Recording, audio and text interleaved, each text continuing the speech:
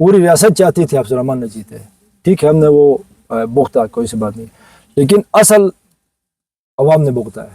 ہمیں chief election commissioner کے کندھے پر، بیوروکریسی کے کندھے پر، اسٹیبلنگ کندھے پر ہمیں سیاست نہیں کرنی چاہیے۔ آج یہ شوق ہے، ہمارے جمیل صاحب کو شوق ہے، ہمارے حلقے کے جو سابق وزیر ہیں ان کو شوق ہے، تو پٹیشن لے کے جائیں، ادارے ہیں، اینٹی کرپشن ہے، نیب ہے، ایف آئی اے لے کے جائیں۔ حفیظ الرحمان صاحب کی فیملی سے میرے رشتے ہیں، میں ایک محلے میں رہا ہوں، وہ کوئی 5 محلے والے لوگ نہیں تھے۔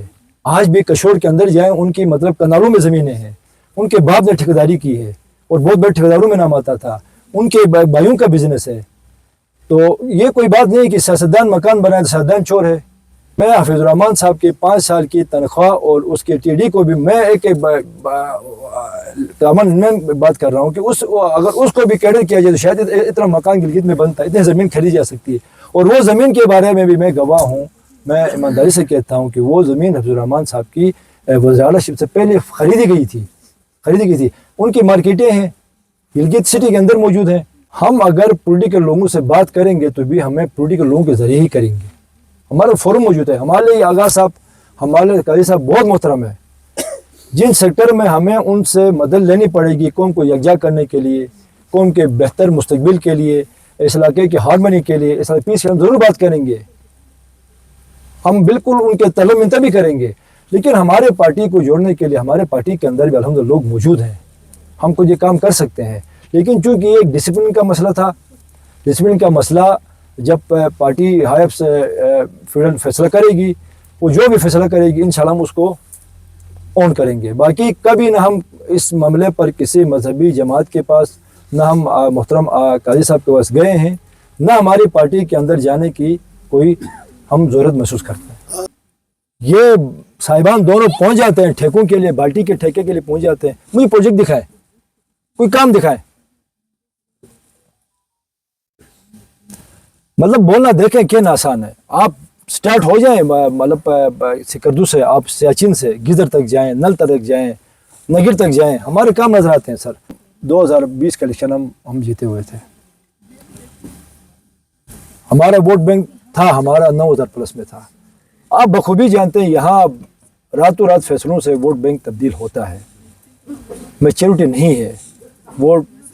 میں سب کا ناٹ اٹاؤ، سب کا نہیں کہہ رہا ہوں، 30-35% لوگوں میں وہ شعور نہیں کہ ووٹ کس طرح کرنا ہے، کس کو کرنا، آنے والے دنوں میں کیا اس کے اثرات ہوں گے، لوگ نہیں سمجھتے ہیں۔ لوگوں نے ووٹ کچھ تعصب کی بنیاد پر، کچھ میرون کی بنیاد پر، کچھ حلقے کے کچھ صاحب کو کا فضالہ بنتا ہے اس بنیاد پر لوگوں کو توڑا گیا، بیوروکریسی کو استعمال کیا گیا، اداروں کو استعمال کیا گیا، پری پول ریگنگ کی گئی، پول ڈے پہ ریگنگ ہوئی، اور الیکشن کے بعد 3 دنوں میں جو ڈی سی آفس میں جو کوئی ہوا وہ آپ سے مخفی نہیں ہے راکب صاحب، سب کو پتہ ہے۔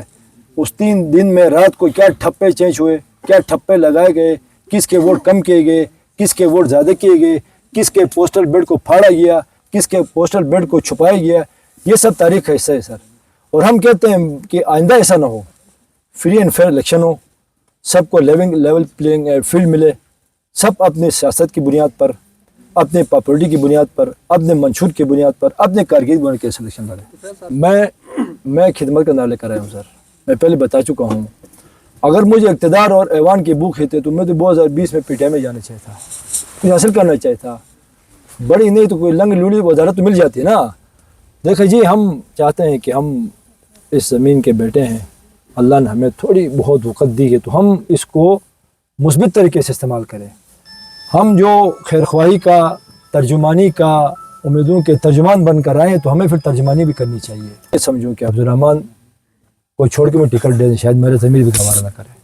ہاں حلقے الگ ہوں، اس ڈسٹرکٹ کے اندر ضرورت ہے ڈی لمیٹیشن ہو، حلقے الگ ہوں، تو میں انشاءاللہ پوری اپنی کوشش کے ساتھ، پوری جدوجہد کے ساتھ میں الیکشن لڑوں گا۔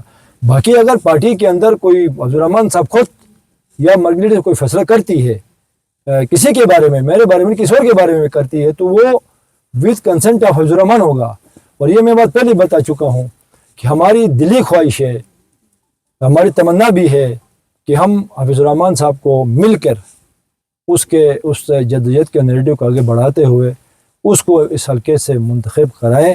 اسی طور پر یہ حلقہ حفیظ صاحب کا تھا، حفیظ صاحب کا ہے، حفیظ صاحب کا رہے گا. ہم اس کے جانصار ہیں, اس کے ساتھ کھڑے ہیں.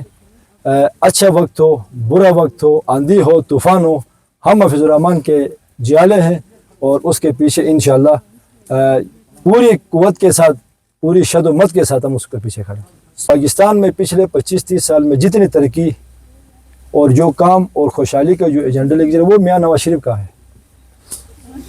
اس کو نکالیں تو پاکستان کے اندر صرف کھنڈرات ہی کھنڈرات ہے, ترقی نہیں ہے, خوشحالی نہیں ہے, پروگریسو کوئی سوچ نہیں رہی ہے. پارٹیاں آئیں, حکومتیں کی, لیکن پاکستان کے عوام کو کوئی ان کی دادرسی نہیں ہوئی.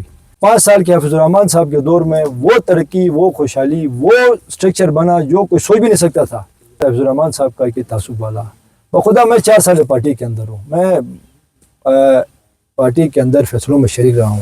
خدا گواہ ہے آج تک ہمیں 1% کہیں سے تعصب کی, نہ علاقائی, نہ مسلکی, نہ قومیتی کوئی بو نہیں آئی ہے.